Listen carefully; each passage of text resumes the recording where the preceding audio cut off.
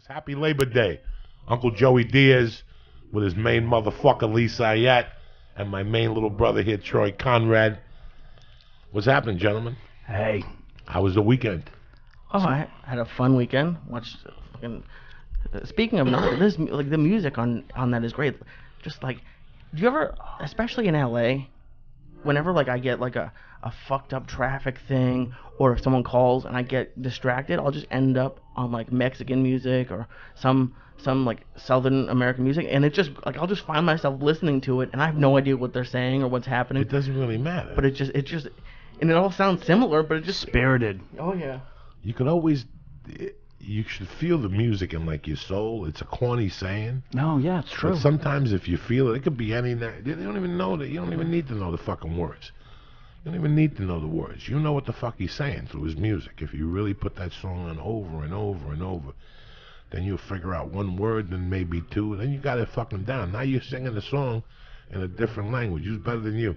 You get arrested in fucking Albania, you know the song of the hottest singer. They're not gonna fucking arrest you. You know what I'm saying? They're not gonna arrest you. You're a fucking American. You know Albanian music. You know, you ever see Splash? With John Candy, one of the greatest movies of all time. God, yeah. How he gets the chick out of the tub is he brings his brother, but they're Swedes. And all of a sudden the guy starts talking to him in Swedish, and John Candy just tells him a Swede line. And fucking on the walk in, Tom Hanks asks him, "What'd you say to him?" And he goes, "I told him," he goes, "any fine connoisseur knows that all the best porn is made in Sweden." You know, and I'm fucking dying, right? And he goes, I said to him, "Hey, Malik, you know, whatever the fuck, who's fucking the bro?" I don't know exactly the line. I know people are going to get pissed at me because it's a classic movie. He's like, "Who's going to fuck her?" or whatever. And the guy laughs in English, and the Swedish guard laughs. So you never know what you learn from what you're listening to. It could be anything. If you know something about the culture, it's the great connector. It's really weird. If you're a fan of the Beatles, you know that their music changed. And for an album, when they went to India, or they went somewhere and they were playing fucking harps, and there's one album, Revolution, maybe, don't quote me again, that they went over there and took that music and applied it to some of their songs, and it worked out perfectly. Because if the music's good, it'll all mix in. It'll all mix in, like rap and fucking Aerosmith that time. You know, Run DMC. I wasn't a big fan of that, but it did do something. Yeah. It did do something, and let you know anybody could do it. And it turned. Look at what happened 10 years later, 15, 20 years later. A guy by the name of Kid Rock fucking shows up doing that shit. So it's music could always be fucking merged.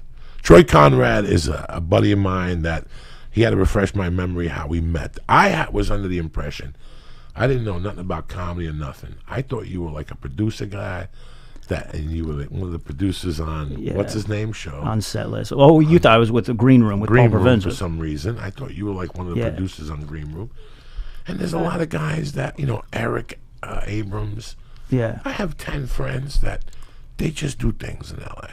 Yeah. One day you go shoot a movie, and they're there on the fucking movie set. One day, and sometimes they're taking pictures.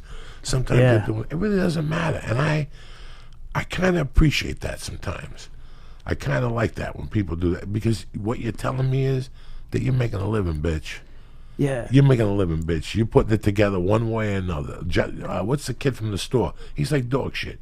Jeremiah Watkins. He's unbelievable. He's like dog shit. He's everywhere. He's on this show, that show. Why? Because he put hustle in. Yeah. You can't get mad at Jeremiah Watkins at all, because those are the kids that they'll always work in this town. He's got the hustle. Yeah. But so do you. No. Yeah. Well, look, I like doing. I'm always involved in all kinds of different stuff, right? But I'm just in that weird creative world. But I just like, what's important to me is doing stuff that matters instead of making a living at doing something that I hate.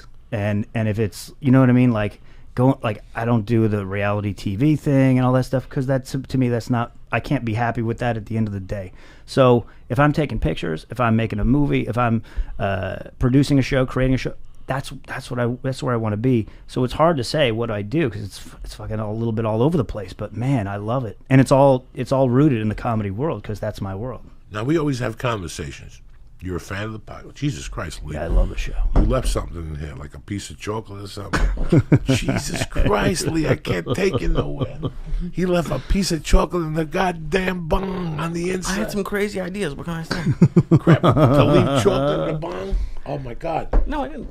This is the chocolate from the mushroom or somebody's lung or a piece of fucking Blue Apron. I don't know what the fuck it is. You brought that Blue Apron meat. I thought you were on that, and then you... Guys like you stay 50 feet away from me. Like, nice guys like you just fucking stay the fuck away from me. They're like, you know what, Joey's trouble. He's going to touch me with that THC finger. Something's going to happen. I'm going to crash my car. So you'd always approach me. You were always a sweet guy. And deep down inside, I'm still a crazy New Yorker. Like, I have no idea when people approach me. So for like a year, you would come up to me and go, hey, I got this show. And I'd go, what the fuck is he talking about? Oh, yeah. You know, I called you the other day and I tried to explain to you. People come to talk to me at night. Like, unless you call me at home and go, hey, we're going to talk fucking business tonight about my show. Yeah, okay. yeah. But if you come up to me unexpectedly, like I look at you, people said to me, Joey, that night I went up to you, you looked at me like, because I'm fucking I'm coming down off this fucking stage thing, or I'm about to go up, so my head's somewhere completely different. Oh, yeah. Somebody got mad at me one night. I was taking pictures of the guy. She came over, she goes, hey, can you talk to me about a show? I go, hold on, I'll go over there. When the guy took 40 minutes. By the time I got over there, she was gone. Next day, I got a hate mail on my Facebook. I had a big paying gig for you. Go fuck yourself. You're rude. What am I going to tell these people to go fuck themselves because you want to talk to me about a gig? This is a surprise to me. Like, it's just crazy sometimes where my head is at night. Plus, I'm thinking about my daughter and my wife, and we're going to move, and the special, and the cats, and Lee, and you got all these thoughts going through your fucking head. And at the end of the night, it's like, people come up to me like, hey, you want to get high? No. If you know what I was going through right now, you wouldn't want to get high either. Because up Laurel Canyon, my head going upward, my head explodes with all the thoughts. Not to mention about my set. I'm thinking about my set. That's the closest I'll remember. Once I get over Coldwater, it's over. I'm thinking about where to stop, who's got rolling papers, then I go into whatever, and I'm fine for a little while. Do you ever have those times where somebody's talking to you where you literally have 0 seconds to go on stage, so you haven't even thought about like what you're going to say, and you walk on stage because you were just in some conversation? You ever have that? Sometimes the conversation helps me.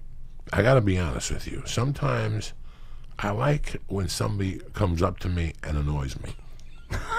That makes sense. No, I get this. I pray for that. I pray for somebody to come up to me that I know with a stupid question that knows me. But he's all fucked up.